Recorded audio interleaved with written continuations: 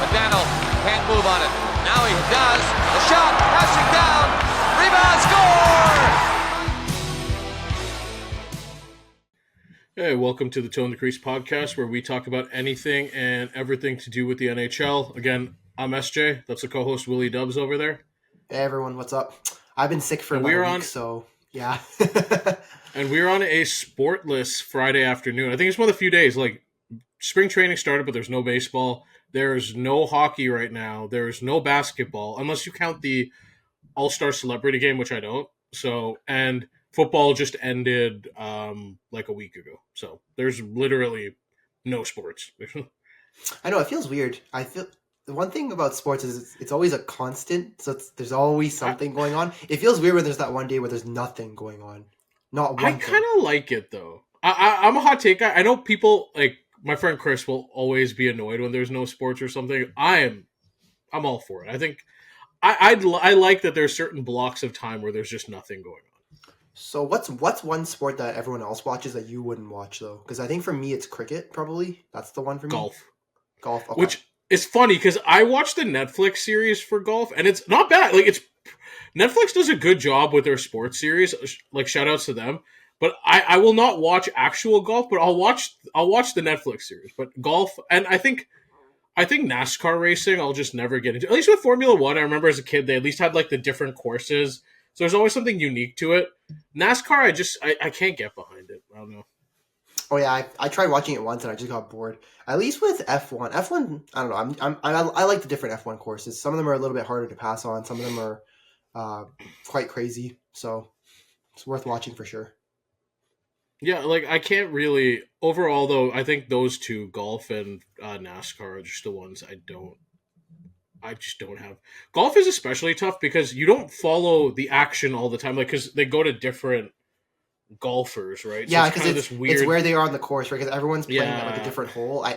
You might be following one guy, and then all of a sudden it jumps to like hole 17, and it's the next guy about to finish, and you're like, huh? How did we get here? We're just on hole 10.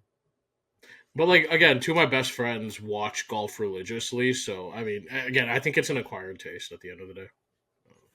I was going to joke. I want to say golf is more, if you're a white person, you enjoy watching it, but that might be a controversial opinion, so I'm just going to leave that out there. I think it's something you've had to grow up with. I really do. Because, like, I know with my friends, their dads golfed, and that's how... Like, and then they grew up golfing with their dads. Yeah, that makes sense. Mm-hmm. Yeah. Yep.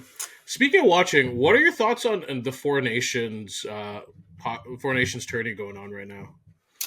So far so good. One thing I've learned, Canada's power play is scary as fuck. Holy smokes, that power play! First goal, right? It's scary. That was 40 seconds into the game, and you saw that happen. And you're like, if I'm in the U.S. and Saturday coming up, you better not take any penalties, because if you take a ton of penalties, you're gonna get burned by that power play. So I'll admit, I was skeptical at first because, one, I'm like, this is only 4 teams. There's no Russia. I get why there's no Russia. Like, Germany might have been an interesting underdog. There's not all the teams, right? That's the first thing. So it's Canada, U.S., Sweden, and Finland, just so people know, just for context. Right. And then the second thing, too, is, like, it started to become the hobbled nations because all these guys just started becoming unable to participate, like Quinn Hughes, who's arguably, if it's not Makar, it's Quinn Hughes that's the best defenseman in the NHL. I mean, it's also the U.S.'s best defenseman, too, so that's... The entire Finnish defense just got hurt randomly. Like, if you look at the Finnish roster, it is the most unknown...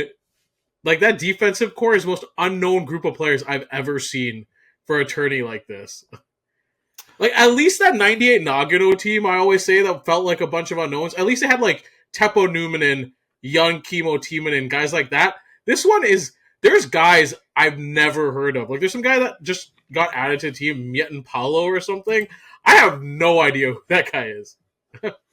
Also, the rules for this tourney is a little bit weird, too, because obviously you have to go with the roster you name, but I don't know if people saw, but Makar is ill right now, and they had to get clearance to let Thomas Harley come play for Canada if Makar isn't ready to go for Saturday. So that's kind of weird.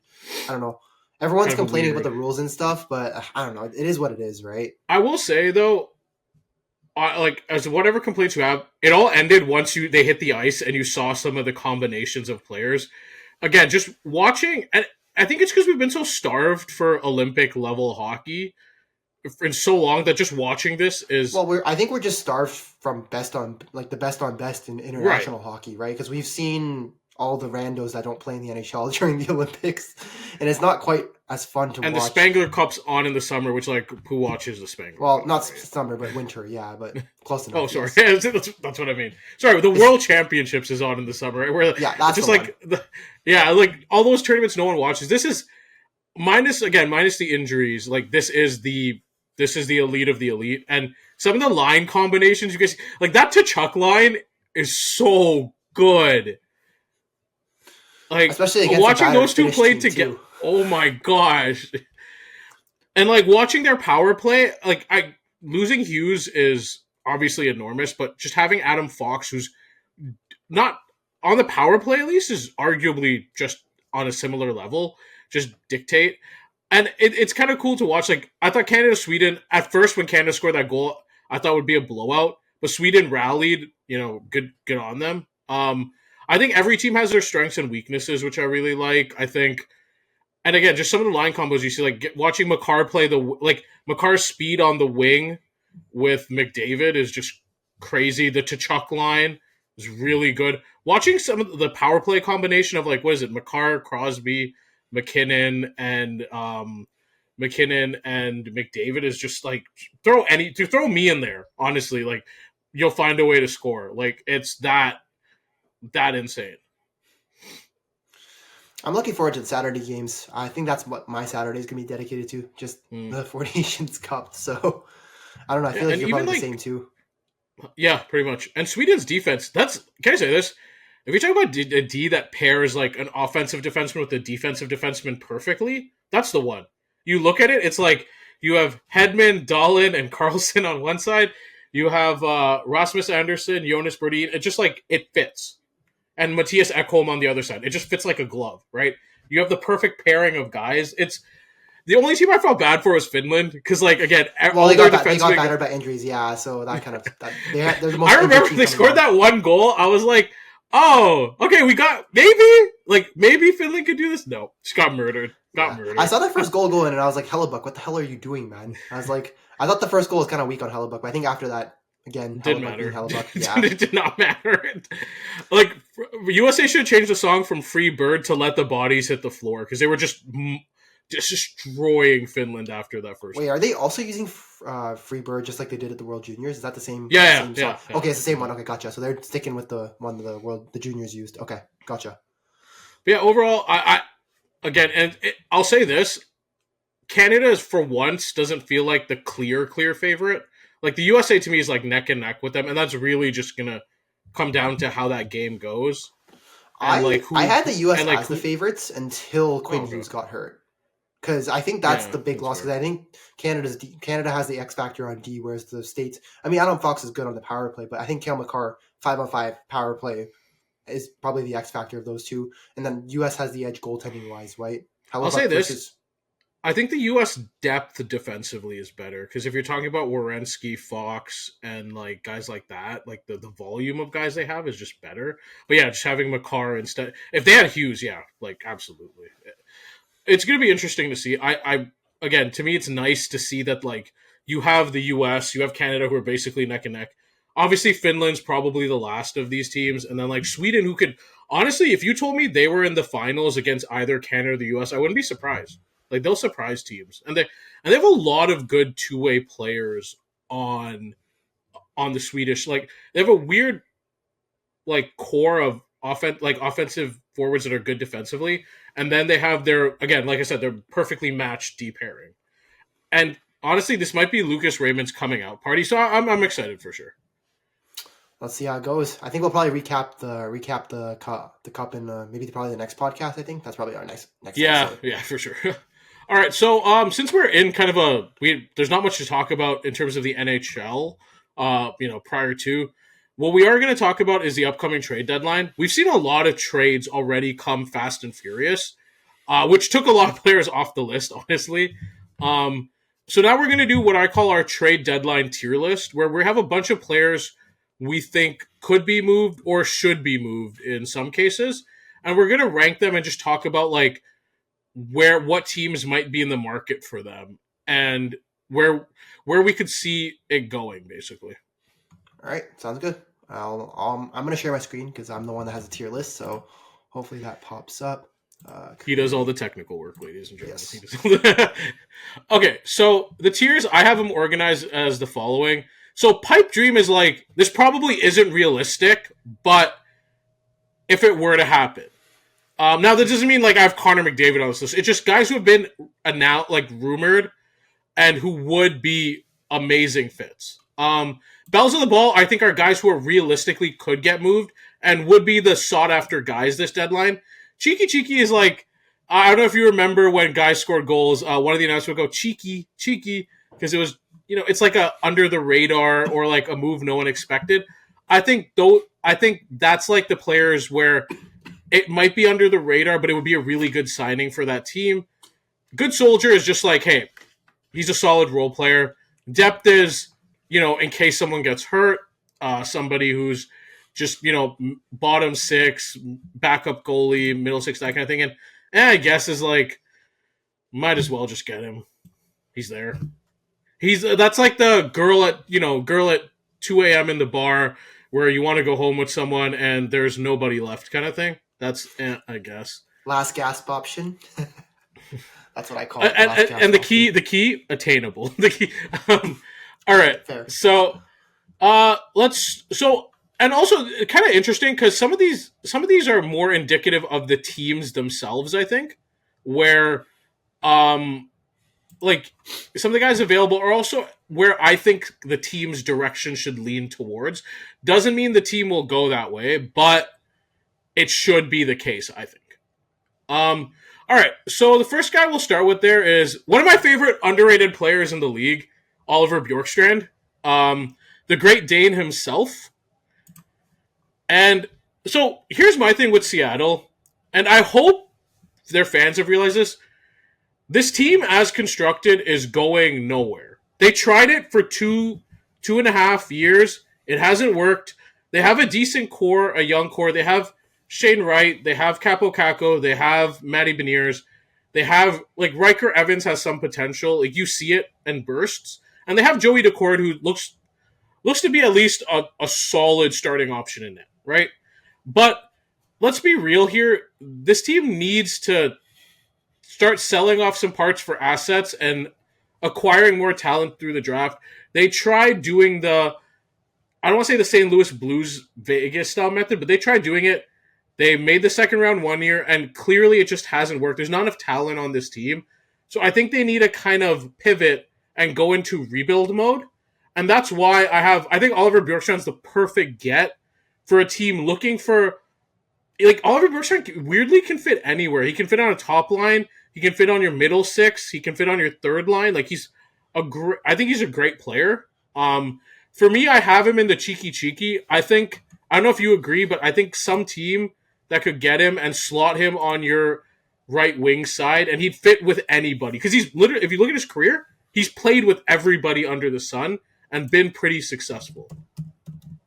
So for Bjorkstrand, for me, I almost had him in Bells of the Ball. I was really close. I had him towards the bottom end of that, but I think top of Cheeky fits perfectly. So, like you said, okay, if I could drag his picture, that would work. He fits anywhere on your first three lines. So, ideally, you don't want him to be your first line right winger. Mm-hmm. But if you need him to fit there in a pinch, he can do it. He actually has a really good shot. And if you're a first line forward, having a good shot is pretty important. He plays not a physical game, but he's physical enough for the kind of player he is. So you can play him in the middle six and have no issues. He puts up a decent amount of points. He's roughly a 40, 50-point guy. I hate to say this. I've always thought he could maybe get to 60 and 70. I keep thinking there's going to be that 1 year where he has these that. moments where he can, and then it just peters off. And that's my only criticism of him is, like, he does have games where he's just not as intense, and it's just he kind of disappears. And it's like spurts of games. So it'll be like 3-4 games in a row. I do wonder how much of that, though, would change if he was on a contending team. Because let's be real. He's never been on a contender, yeah. He's played in Columbus. They weren't very much a contender when he was there. Seattle's never been a contender, so. Mm-hmm. Perfect fits for him. I know he's not finished, but I think Florida would just be perfect. Like, he works. You put him in the top 9 in Florida, I think it's a really good fit. Um, I think Vegas would be a good fit as well. Just another guy. Again, if you look at Vegas's middle 6, like, they have guys like Olofsson, Dorofeev there. I think Bjorkstrand's at least equal to, if not better than those guys. It's just worst case, another option you can slot around where you need.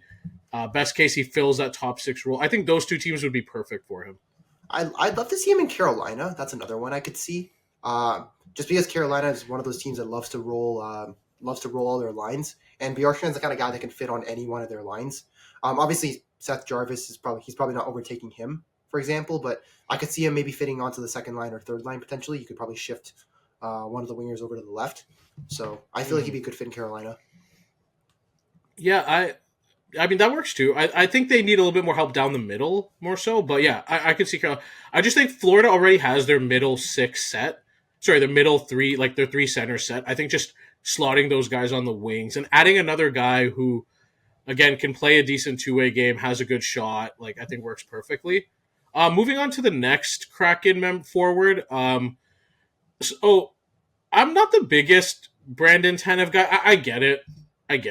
But to me, he's a depth piece.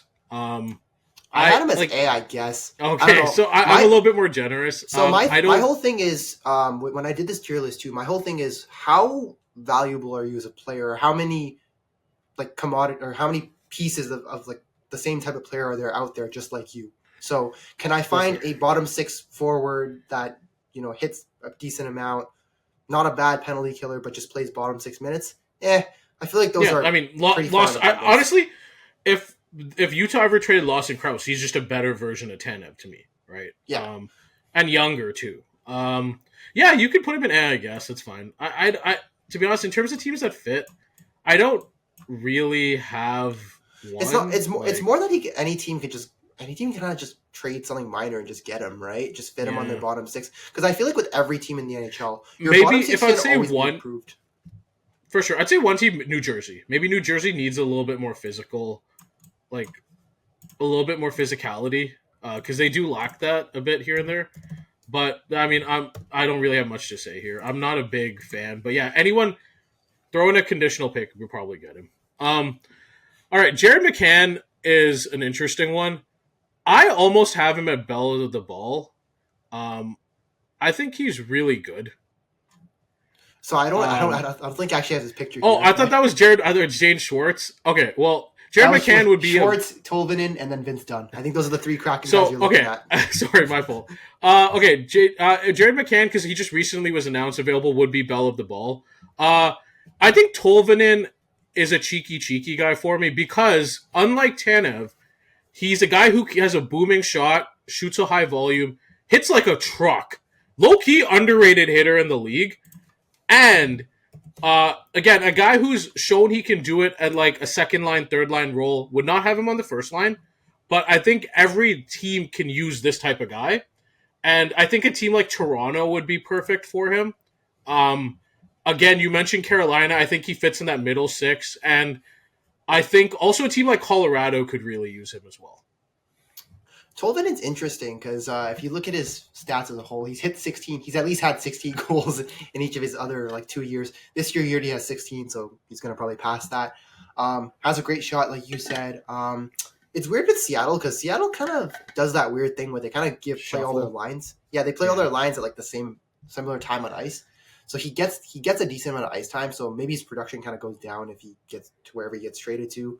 But he hits a ton. That's one of his best attributes, and he scores a ton. So I'd say probably a third line, maybe second line if you're desperate and you got an injury. So I think he's a guy who's also a guy who's like, I think he's a guy who can fit, second, third line, fit seamlessly, and especially if you have, again, I think New Jersey too would be another good option. If you have a need for a physical winger who can score, I think he's a guy for you, and he's a really low key good pickup.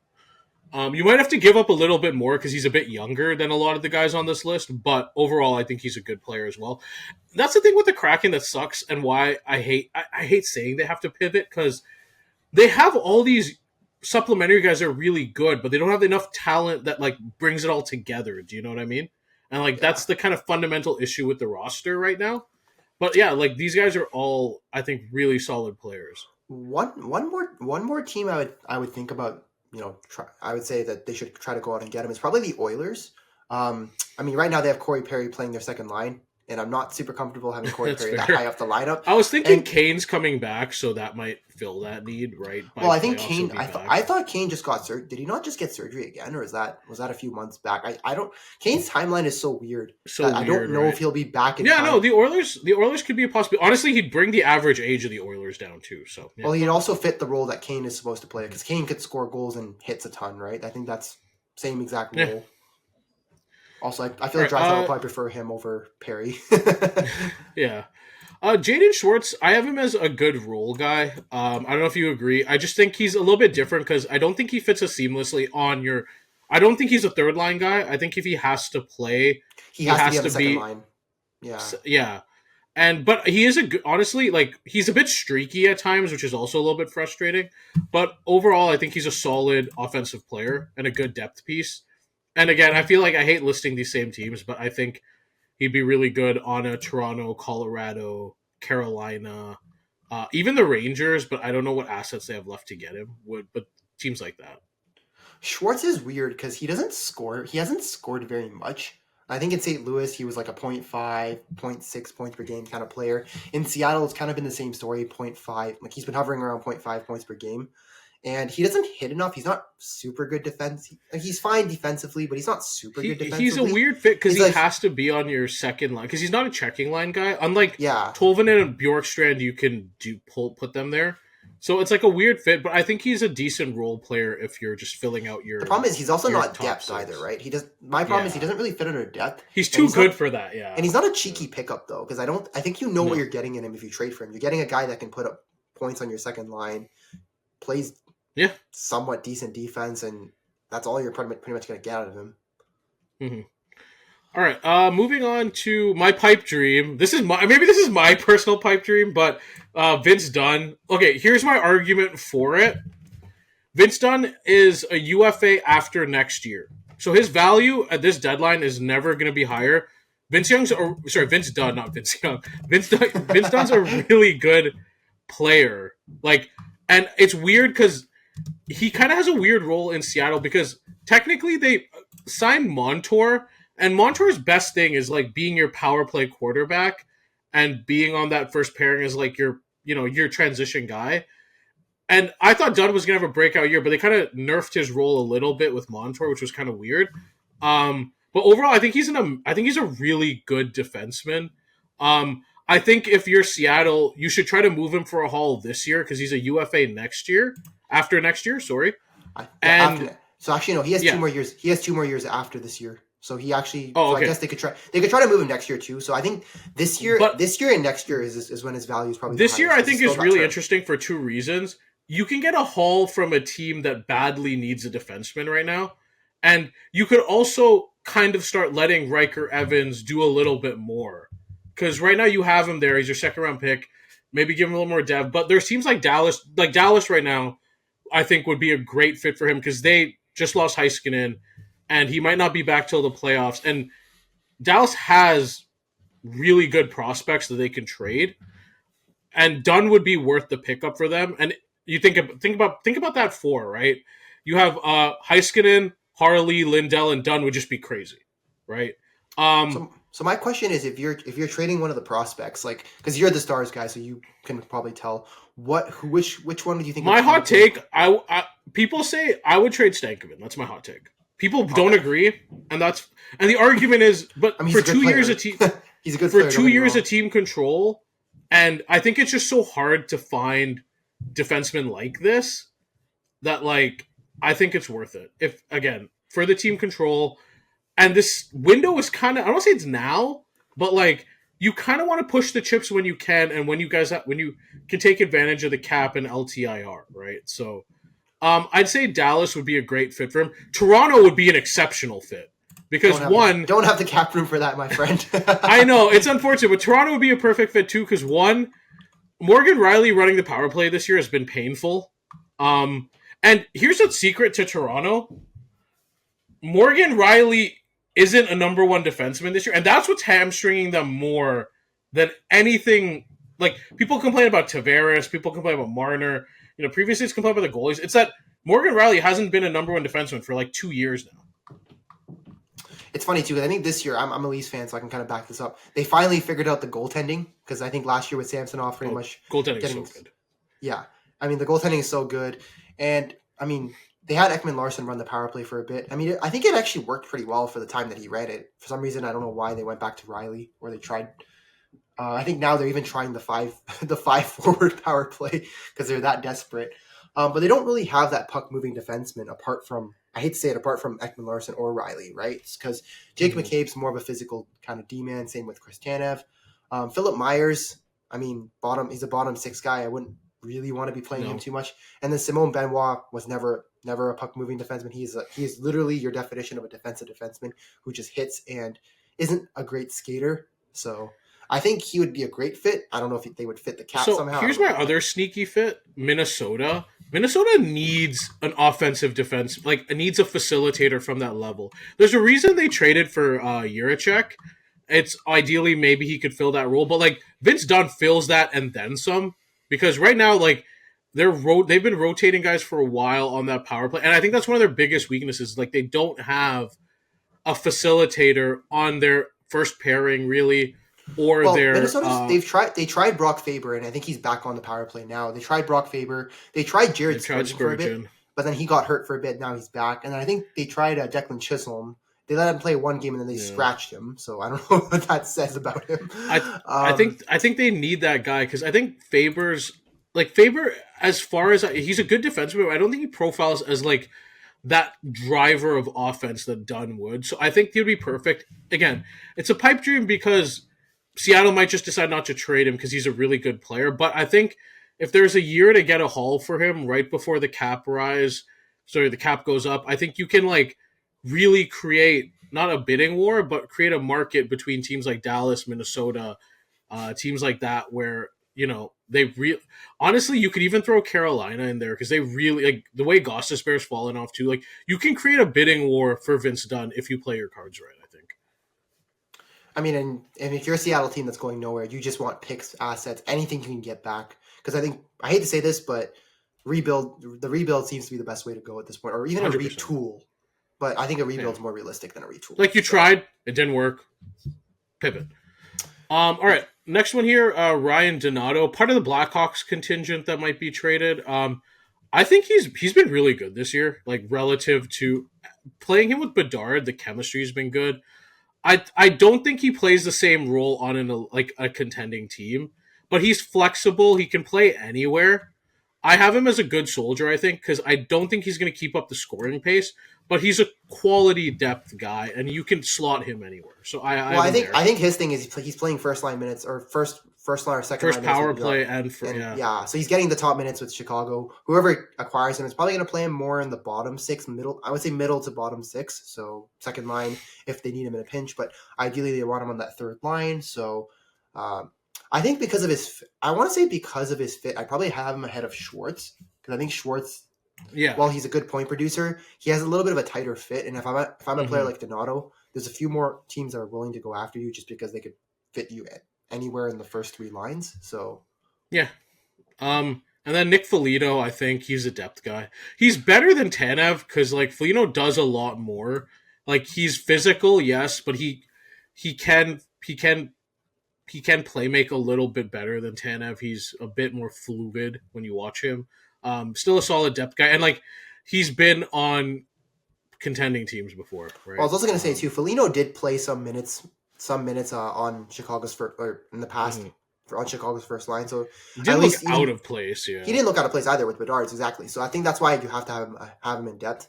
He's not as bad. Like if you tried to play Brandon Tanev on the first line, you'd probably see noticeable difference between him and Nick Foligno. So even on Chicago, even on Chicago, yes. Yeah. All right. We'll move on to the next contingent of guys. So this is kind of. Do you want to go over the goalies, maybe, or do you want to go over the Preds guys?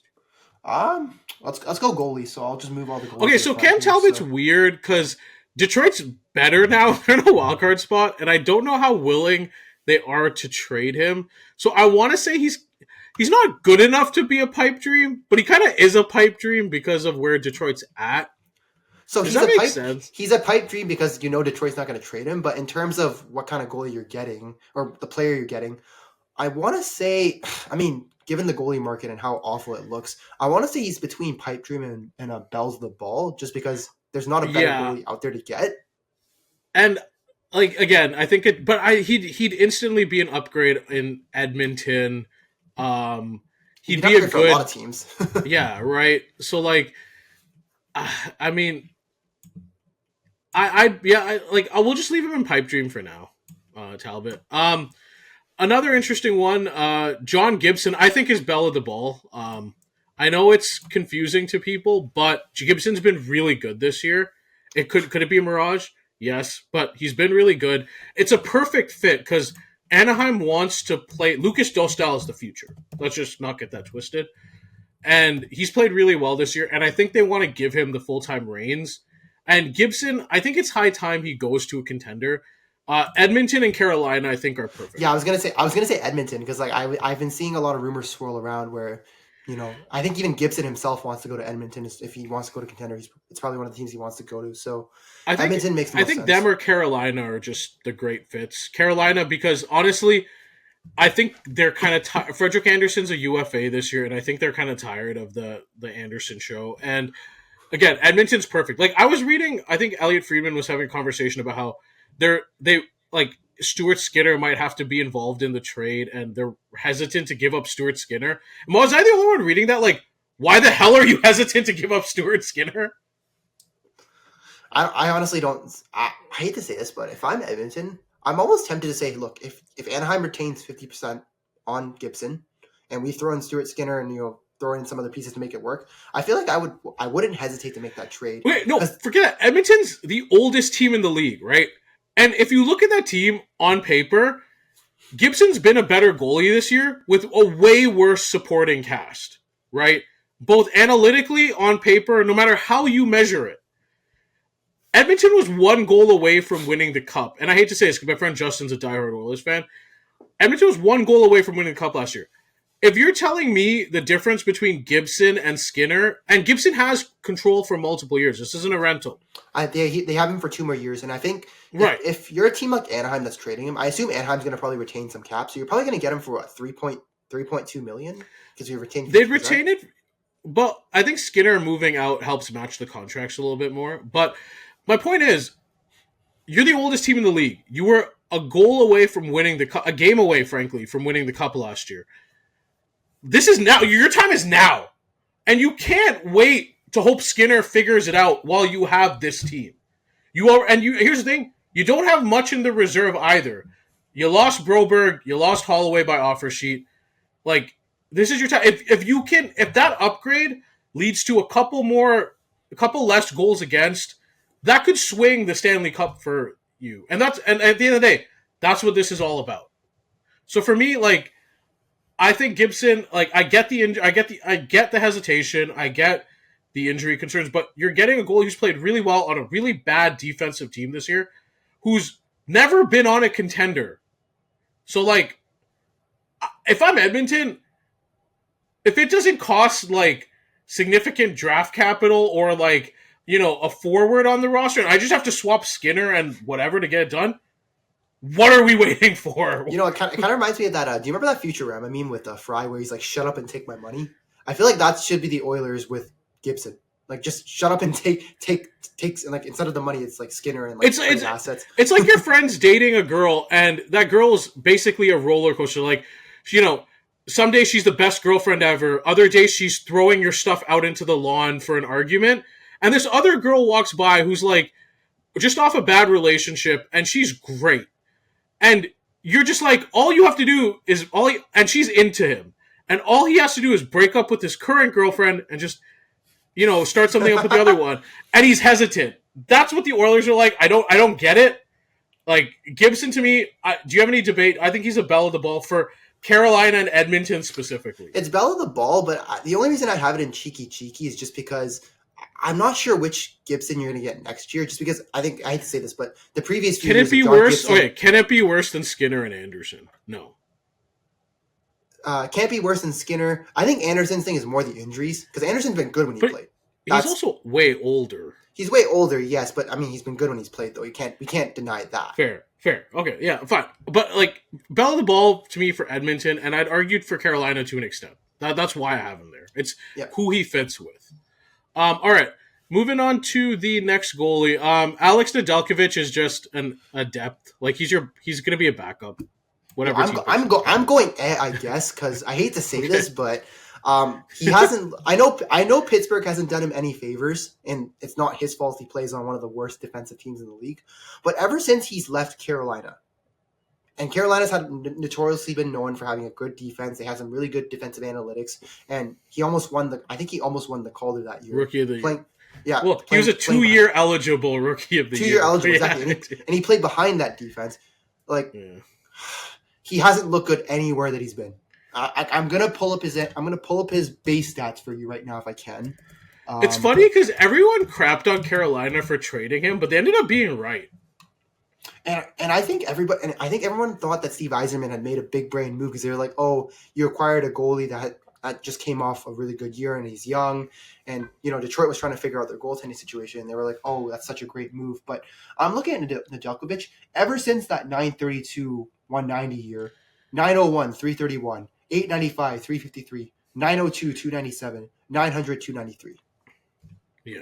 And we acknowledge that like he's been on bad teams defensively, but again, you could do something to elevate it. Like Dostal, I think, is a perfect example of that, right? I don't really. I think he's just a backup guy, and he's a guy who has like some playoff experience. So if something were to happen, knock on wood, like you don't like. I'm not saying you do mind, but it's not. It's not the absolute worst thing in the world. I mean, you could have an I guess too. That's fine. All right. Maybe I'm a little bit harsh, so I'll move him up to depth. Maybe just to. I mean, that's what he is. He's a backup goalie. That's the role he's going to play. Right? I thought his numbers were worse this year, but his goals saved above expected is actually in the positives. And playing behind Pittsburgh, I actually think that's an accomplishment more than anything else. So I'll give him that just for the depth. But I think the year before was in the negatives. So I don't know how I feel about that. All right, moving on quickly. Gustav Nyquist, good soldier. I think he's a guy who can play in your top 9. I think he's fine. Like he's shown at least above average scoring. Like I don't have much to say here. He's between depth and good soldier. I think. I mean, realistically, he's a lot more offensively talented than a depth. He's a lot more offensively talented, but sometimes I don't know. Sometimes maybe it's just me, but if I'm gonna get a guy that can play anywhere in the top 9, I kind of prefer them to be a little bit more like physical. And I don't think Nyquist. That's not really Nyquist's game. Like he's a little bit more fair offensive, right? So I think the next guy, Ryan O'Reilly, if Nashville wants to move off of him, I think he's the top of good soldier to me.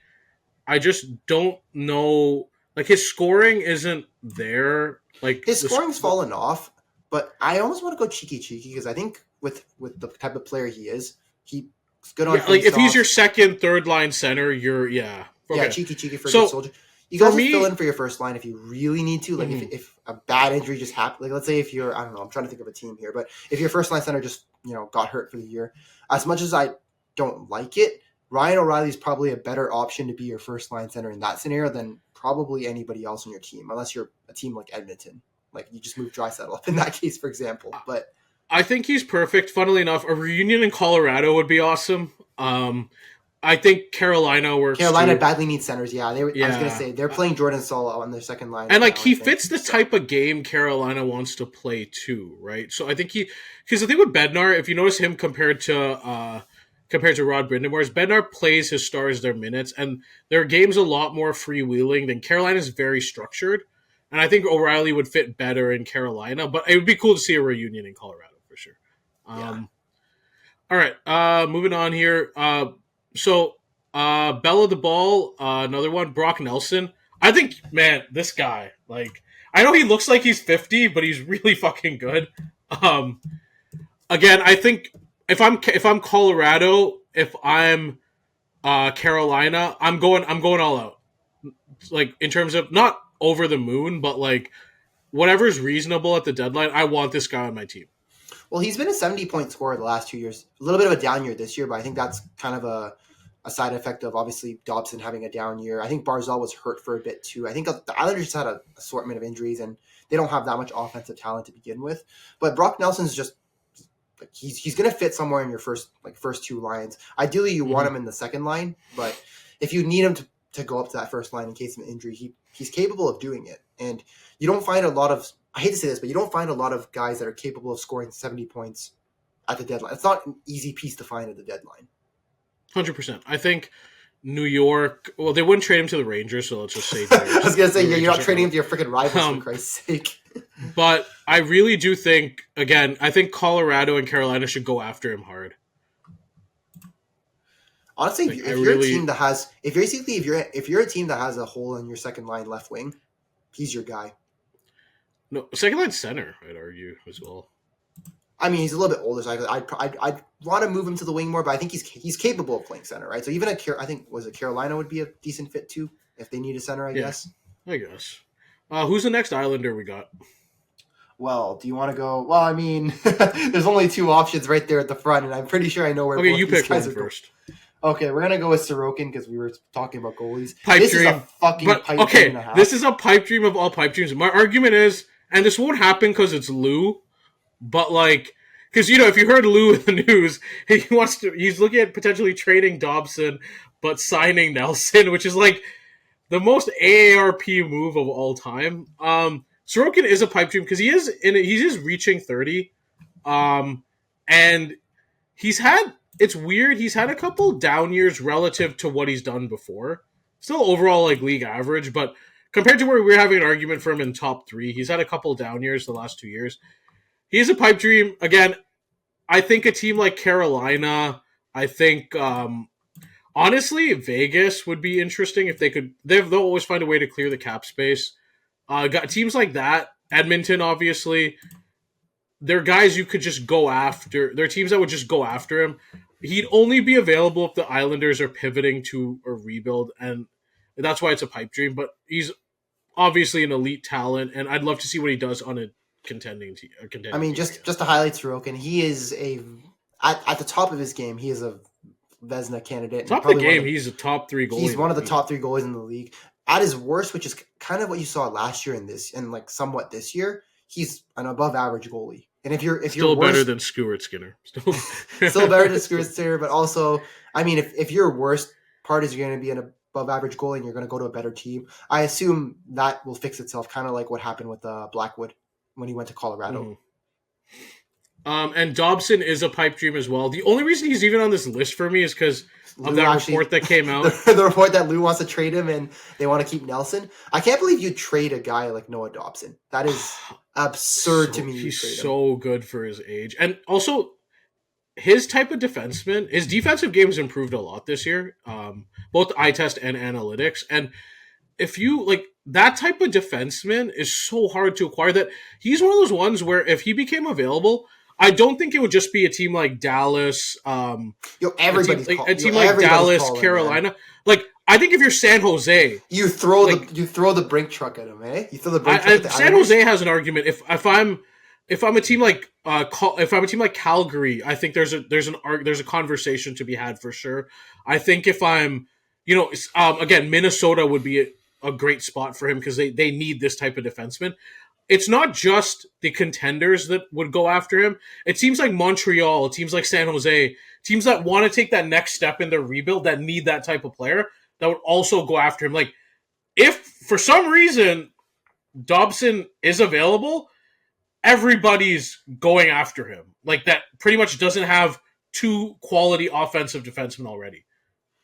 I'm not gonna lie, just an offhand comment. I feel like if you're playing fantasy hockey, you'd want Dobson to be traded probably, and then if you're not, obviously if you're an Islanders fan, you're probably screaming at Lou right now, or you're probably trying to. You're trying to get to Lou's office and assassinate him, man. he's an insane pipe dream because a defenseman that young that had almost a near and if you look at his decline offensively, I say this in quotes, it literally mirrored when Patrick Waugh came in. Prior to Patrick Waugh coming in, Dobson was almost a point per game defenseman last year. So if he ever becomes available, it is going to be carnage in terms of teams trying to like fall over themselves to get him. Both rebuilding, both on the cusp. Sorry, both rebuilding on the cusp and contenders, like all of the above. For sure. All right. I mean, I think that covers all the Islanders guys, right? I think those are the only two that were left on the list. But I kind of laughed because I knew they were both going pipe dream regardless. So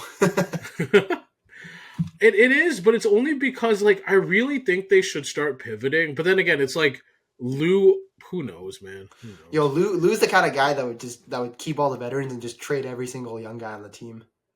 Mm-hmm. That's Lou in a All nutshell. right. A couple other guys here. Who's the last Preds guy we got there? That should be Jeremy Lauzon. So I think Jeremy Lauzon probably goes into depth. Yeah. Depth. I mean, he's your bottom pairing defenseman that hits really hard. That's about it. Yeah. Let's throw Matt. Is it Grzelcyk? Is that how you say his name? Matt Grzelcyk. I think he's a good depth defenseman as well. Yeah. I don't think there's. It's funny because Pittsburgh Pittsburgh tried him on PP1 for a bit. I don't understand the thought process behind that. He's never been an offensive kind of defenseman. I don't know what the heck they're doing. Just throw it on the resume. Experience as power play one. I low key think they played him there just to showcase him. Just kind of like 100%. Just to be like, hey, let's see if he plays well enough on there. Maybe someone will pay us a little bit more for him. 100%. All right. A couple other guys here. So Alex Tuck, I think to me, he's a cheeky. I'm leaning in Bell. I think he's good. Yo, I think he's so really good.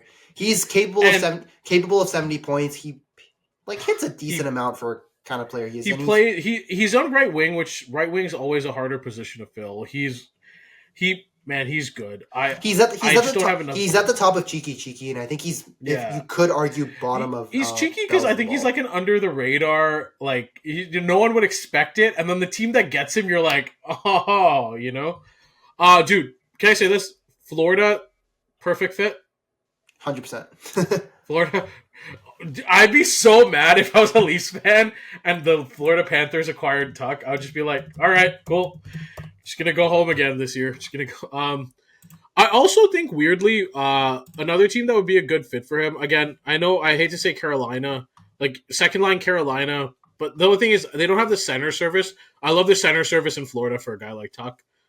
Vegas too would be another one, which would be funny because they traded him already and they could go get him back. I think Colorado will probably be the last one too. Send him because they kind of need winger depth. Yeah, like as a second line guy behind Natchez. Yeah.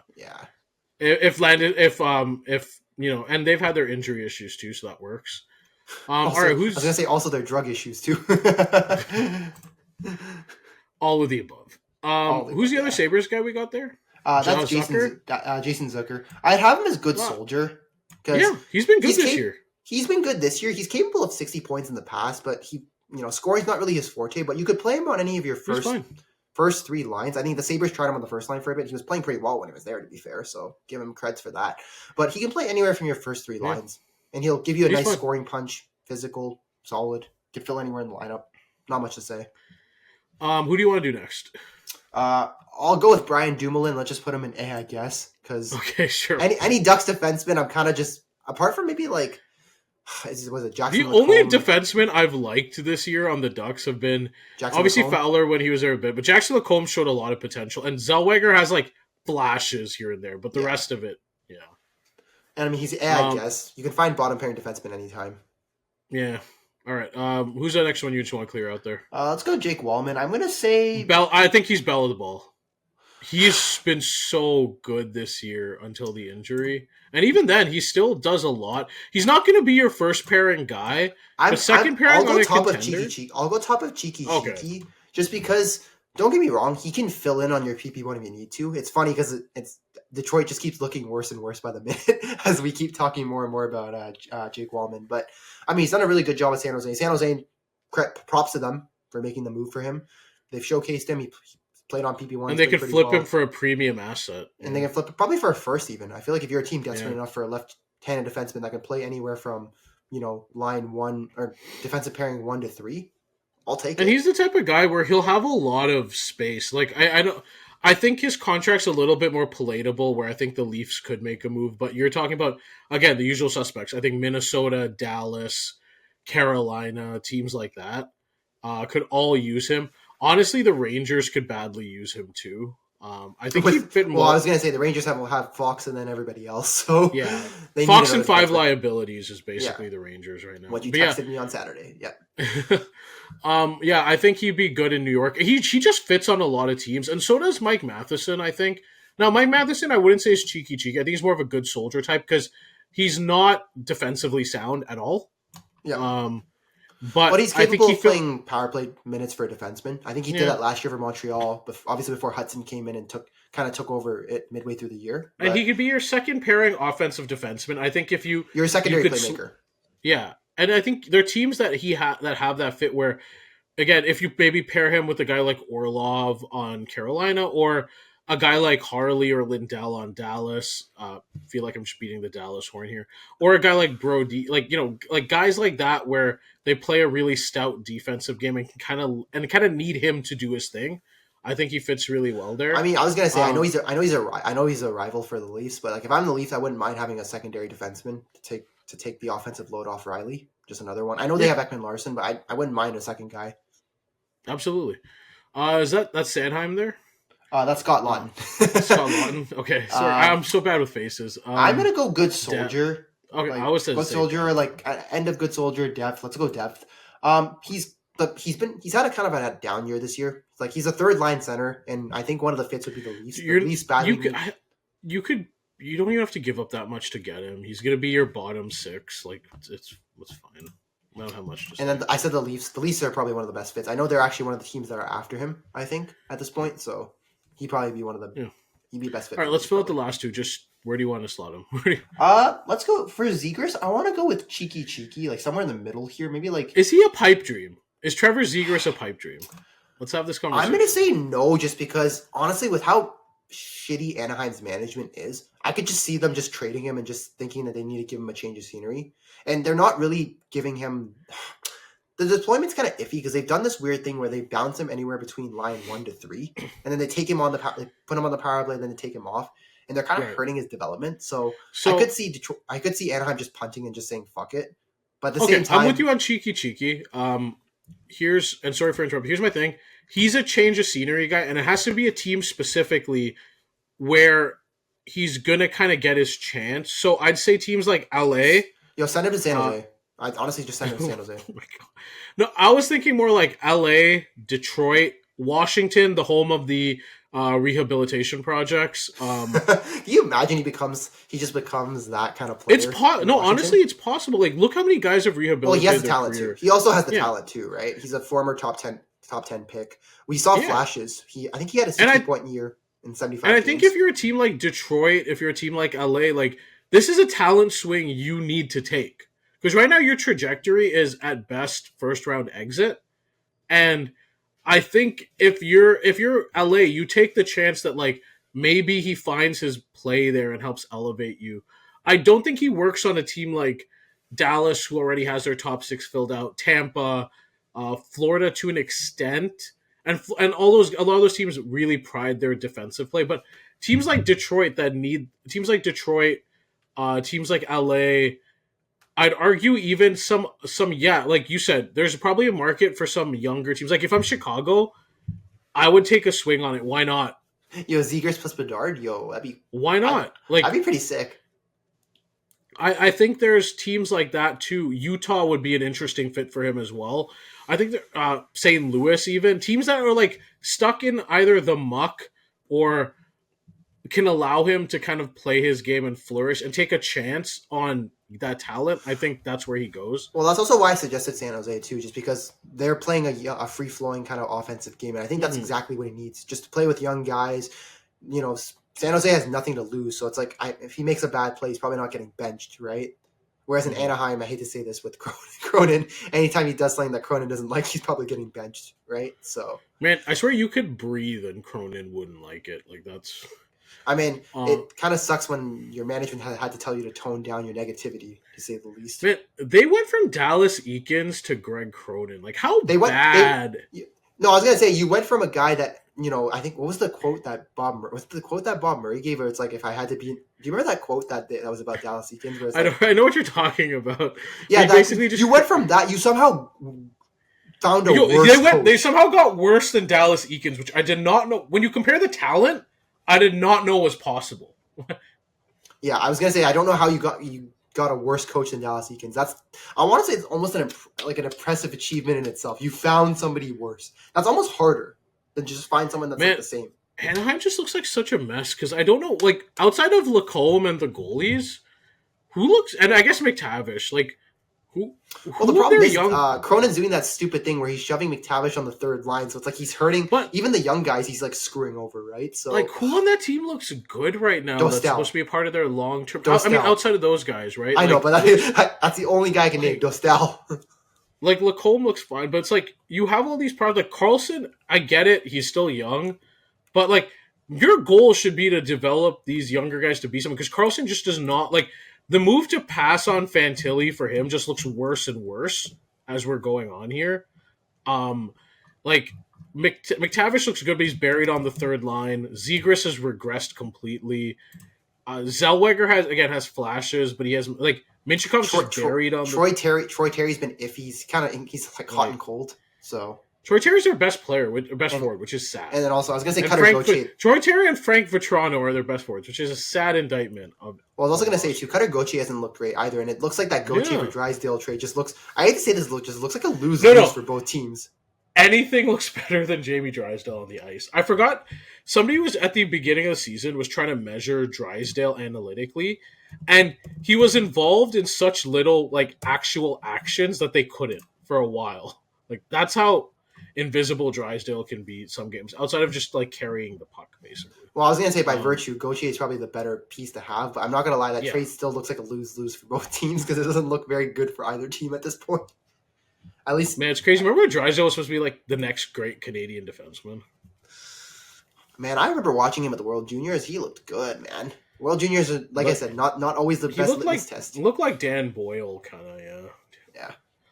All right, who's the last one we got here? Colton Parayko. I have him as good soldier. Good soldier. So to me, he's a better Jeremy Lauzon. He hits and blocks, does all that stuff. One word for him: responsible. I rarely like. He's not a flashy offensive guy. He won't have that game, but like he's just a responsible defenseman wherever you place him. He's the definition of a good soldier. And also, I was gonna say, like, he just has more of an offensive game than someone like Lauzon, who's in the tier below him, right? So yeah, but he'll put up like 30 points. Yeah, 30. But you're not playing him in that role, but yeah, he can at least do something with the puck on his. Also, maybe to end off one thing with Parayko, does he ever feel like that guy you always thought could have been a bit more, but then everyone kept saying, "Oh, he'll figure it out. He'll figure it out." St. Louis did, right? They paid him like that. They paid him like that. The problem is his offense kind of never reached that point because everyone always thought he had more to give offensively, but it's just never happened, to be fair. He's 35 points is good, don't get me wrong, and he plays really good defensively. He's kind of weird because I think he fits better on a team like Colorado where, they have Taves and Makar, so they kind of don't need that. Right. Also, is it also the other thing where everyone sees like, oh, he's like tall, he skates well, he's right-handed, and they keep I don't know. I feel like people overrate him sometimes to an extent because of that. Because like the Tyler Myers effect, yeah. Yeah. Except I will say I think he's been better than Tyler Myers has in his career. So yeah, we'll give. But I think I think that's our tier list overall. I think honestly, like any of these guys could be traded. I think the one that absolutely shocked me is Sorokin. Obviously, but I think teams, like I said, and a lot of teams I like this trade deadline because it's going to be a lot of teams at different parts of their contention cycle and looking for different pieces. And it'll be and with the cap going up, plus some teams like Dallas and Edmonton having that LTIR space to spend, it's going to be really interesting to see what happens. I'm just going to download this just so we have this in the future, just so we can come back and look at it later. It's going to be really interesting to see what happens, and I think it's going to be really interesting to see like what move elevates whom. Because sometimes these moves just don't work out, and sometimes you watch an acquisition mid-season, and you're like, wow.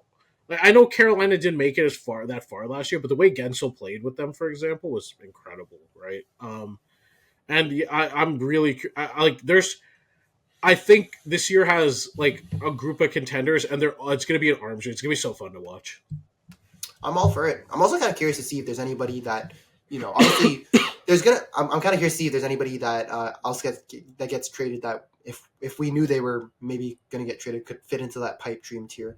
I'm always looking for the pipe dream tier kind of guys that get moved, because those are always the crazy moves Luka to talk about. like a Luka trade or something like that. Well, I was gonna say Mikko Rantanen would have been like probably pipe dream in the fact that you wouldn't have expected him to get traded, but him being in his final year of his contract at least made it somewhat possible, but you wouldn't have expected it, right? But then somehow it happened, and somehow I think that would be, funnily enough, I think that would be Dobson. Yeah, that makes sense. Not to that level, but like I'd be like if he got moved, I'd be curious A, who got him, and B, what they gave up. But I think Dobson would be that guy.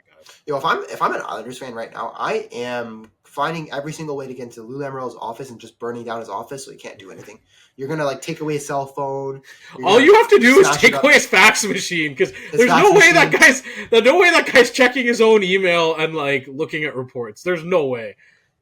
Like my mom can barely use her like I have to help her with her emails. I can't imagine 80-year-old Lou is like absolutely doing this. Like Lou is almost Joe Biden's age. Sleepy Joe. Like somebody brought that up to me and I was dumbfounded when I heard that. So no, there's no way. just take away his fax machine. You'll be fine. All right. So moving on. With our next segment here, we do this once every podcast. Guess that player. So again, just to summarize, you have opportunities to guess that we pick up a random player's hockey reference page based on a theme of what we talked about during the podcast. We alternate. At the end of the year, we said the winner would get a Jersey Mike sub from the loser, right? Yeah.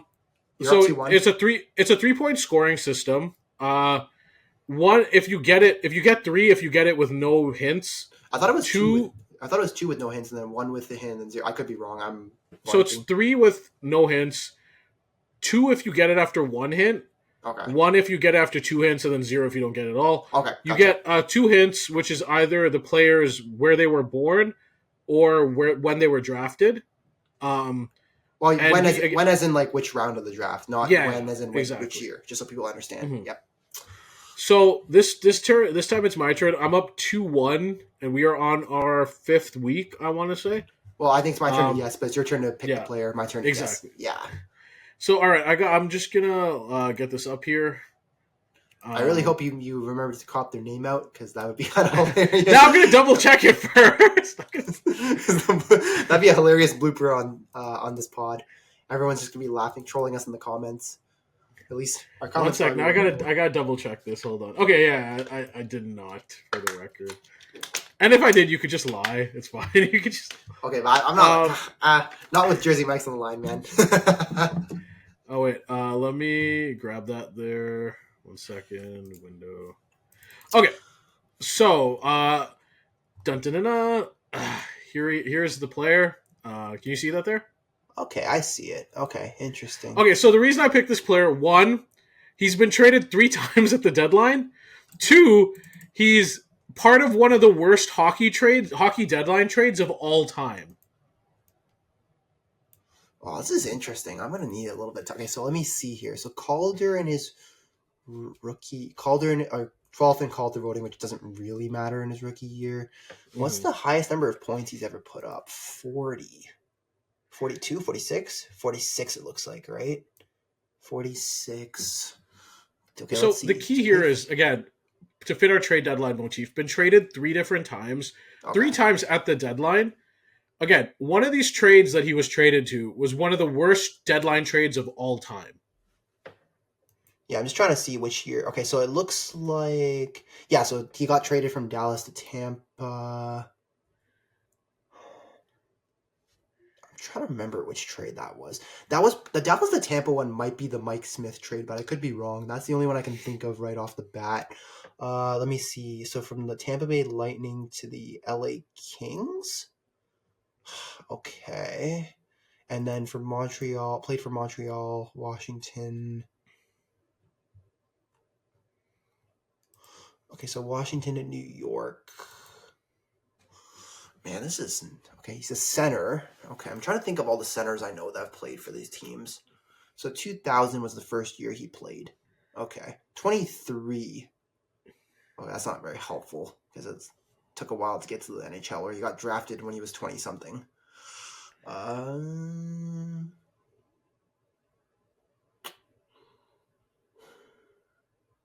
Probably one of the worst trades in deadline history. Man, there's been a lot of bad trades. At the deadline specifically. Yeah, no, at the deadline, yeah. But there's still been a lot of bad deadline trades, to say the least. The problem is, I only see 3 instances where you got traded at the deadline, right? The first time where you got traded to Tampa, the second time where you got traded to LA, and the third time you got traded to New York, I think? Yep. Let's see. From Washington to New York. Okay, so Dallas to Tampa. I'm trying to think of that Dallas to Tampa trade. Man, if it wasn't a center, I would have already guessed Mike Smith. Obviously, just because like Dallas to Tampa, that's the first guy I can think I can sort of think of. But okay, I'll take the first hint about, I guess, where was he born? So born in Washington, D.C. So he's American. Okay. That's not very helpful. I was kind of hoping it'd be one of the European countries. That would help me narrow it down a bit more. Because I feel like the European ones are a little bit easier to pull off. Well, to be fair, as a European player in Dallas, you probably could guess. Because, like, you know what I mean? That's fair. But, to be fair, he got traded to Dallas, so that's a little bit of a different one. I feel like I'm more familiar with the European guys that were, like, I don't know, like, Lettinen, for example, is the one I'd think of first of all when it comes to Dallas. But let's see, Washington, Dallas. So, okay, let me think. So he played his career with Washington, then he signed with Dallas. Oh, so that's not the lockout year. That's the year after the lockout year. Okay. Yeah. Just trying to think. Like, do I even know any Capitals and Stars guys? And then Stars to Tampa.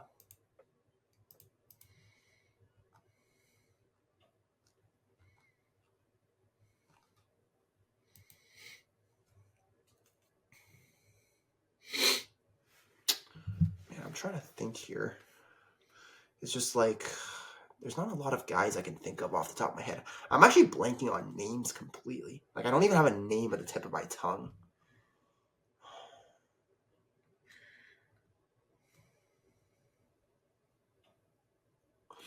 Okay, I might have to go for the second hint. I don't have anything right here. So he was he wasn't drafted. He played for Princeton though. So he played in U.S. college hockey with Princeton. Man, you and your undrafted U.S. college guys always get me. Ugh. First fucking Andy McDonald and now this. Ugh, I really need help. Man, at least I gave you a guy that was drafted first overall last time. To be fair, the first one was Carlos Krastich before the system gave out. So let's not, Okay, but the whole point of that one was there's only 2 guys that played 800 games as a Latvian defenseman. And once you figured out that there was only 2. Latvia, bro. Latvia. But there was only 2. To be fair, I was like, after I told you the first hint, it would have narrowed it down a lot. Whereas, no offense, like after the first hint of yours, that's not it doesn't narrow down the field very much. Because a lot of people are born in Washington, to be fair. Like, at least if he said this guy's born in Latvia, I'd be like, okay, fine. Like, that narrows down quite a bit. I could give you another funny hint, but I don't know. Oh, it's for free. Because I didn't even know this until I started, like, looking into this player. He's the second hockey player to be inducted into the Jewish Sports Heritage Association. He's Jewish? What? Yeah. Among other inductees are former Kevin Youkilis, David Stern, etc. But yeah, again, part of one of the worst deadline trades in NHL history. Man, I can't even.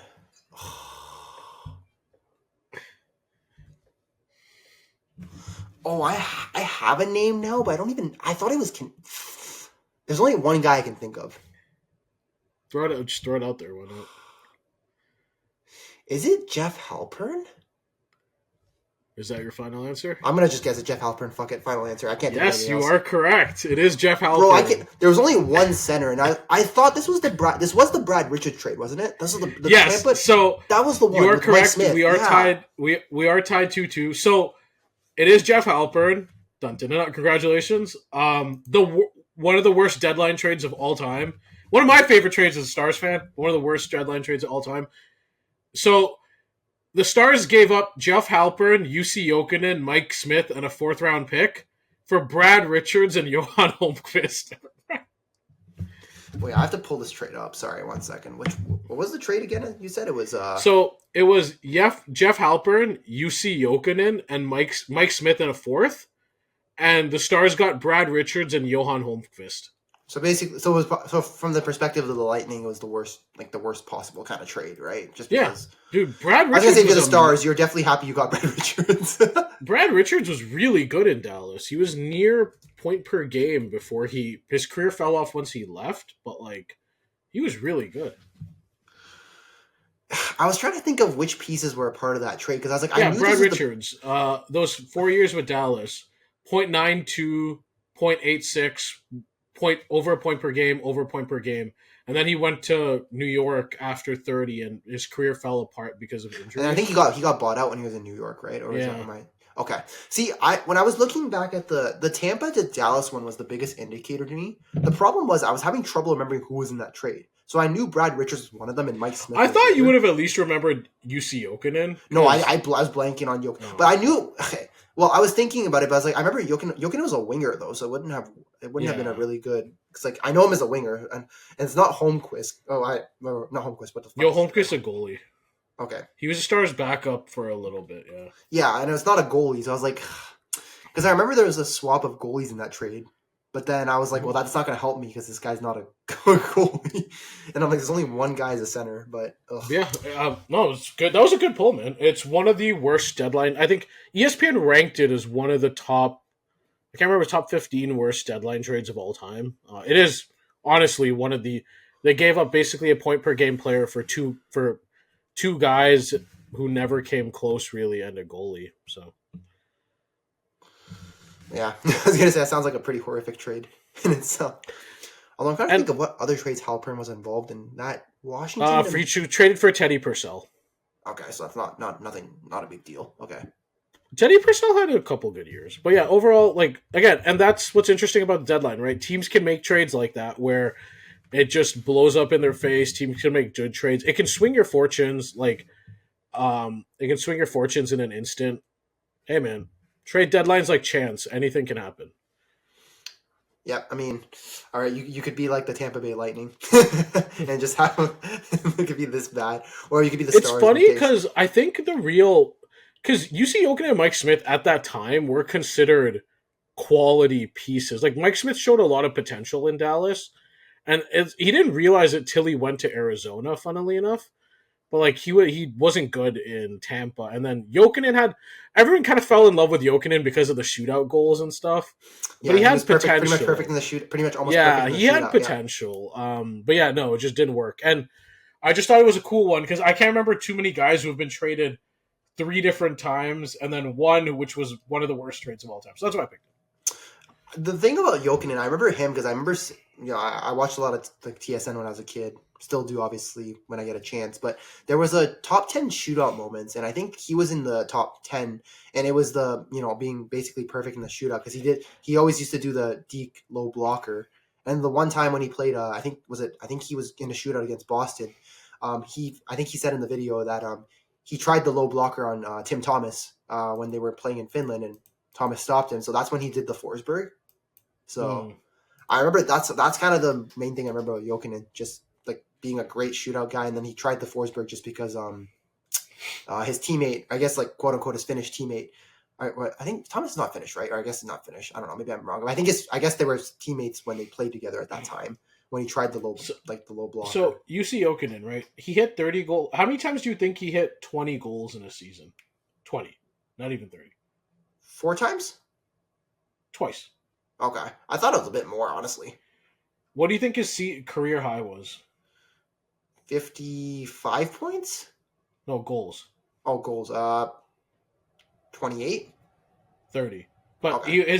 His goals by career, highest is 30, second highest is 21, and then, bunch of 19. So he kind of fell off 16. the cliff. Mike Smith in those years with Tampa, one good year, he played 41 games, 262, 916. Year after that, 309, 900. Year after that, 289, 899. This is my favorite part. He goes to Phoenix, right? 221, 930, top 5 Vezina voting. So that's to say this trade worked out horribly for Tampa is an understatement. I keep forgetting too that 2007 2008 year, that was the year. I'm just trying to think. Sorry, I'm thinking. Oh yeah, that was the year they got so that was the 2008 draft. That's the year they got Stamkos, right?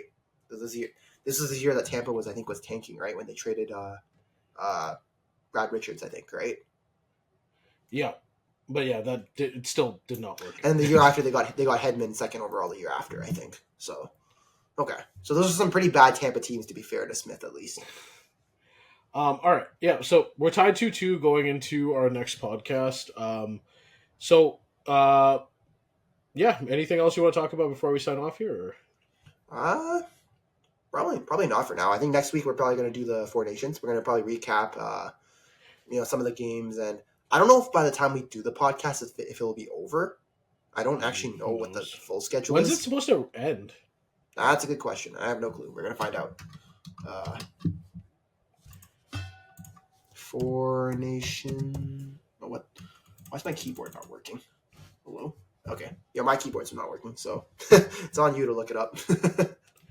Well, let me just take a quick peek here. For those who don't know, I'm still on a MacBook, and unfortunately, bro, you're like, if you're not advertising for MacBook, well, final happen. And it's supposed to end on the 20th, so we got like another week, pretty much. Yeah, it might. I mean, if we're doing, I don't think it'll end by then. But either way, we'll talk about that, and we'll talk about things like we're interested in seeing the second half of the year, I think, as well. Yeah. Okay. I'm good with that. Honestly, I was trying to think about what my guess the player will be for you, and what the theme will have to be for that one. So that might have some impacts to it. We'll see. Maybe we'll see. All right, guys. That's again. It's another podcast in the books for us at Toe in the Crease. I'm SJ. And I'm Willie Dubs, and we're signing off. See you guys later. Peace.